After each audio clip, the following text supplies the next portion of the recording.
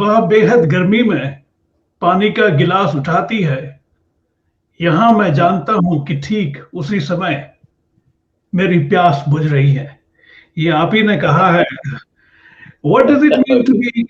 What does it mean to be a poet in the time of a pandemic, in the time of extra pain, in the time of extra death?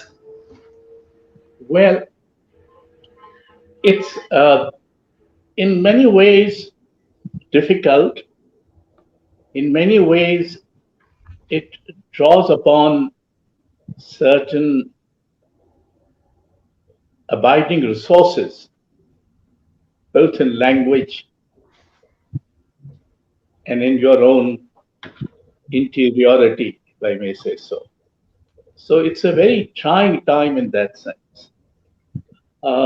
When the pandemic started and the lockdown took place, late last year in April, I in fact wrote a poem in which I said, "No, we won't be able to write our time I see. because it is a time in which others are invisible, in which each one has become, in a manner of speaking, danger to everybody else."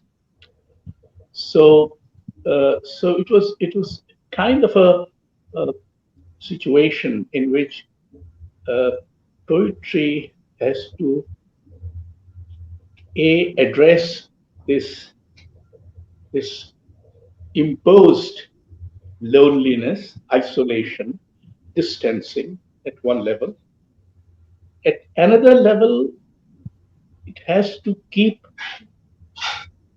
in a sense, being witness to what's happening. Poetry as witness, as Joshua Ghosh famously said Right. in his Nobel lecture. So, and thirdly, it is to still acknowledge that while the social world has come to a standstill, life continues in spite of everything. Nature completely unaffected by the epidemic, at least as far as we know as of now. So these are elements which make it a very complex phenomena to write poetry. Right. It can be a lament. It can be a damning documentation or document of witness. It could be a prayer for well-being for everybody. It could be a cry in despair. So it has to be many things. And I published a selection of my poems and prose pieces written during the pandemic in January when I turned 18. And I called it Thoda Sa Ujala, Acha. a little light. Ji. Well, I mean, in the sense that uh, poets are, even when they are deeply uh, rooted in despair and hopelessness, uh, they still cling to hope.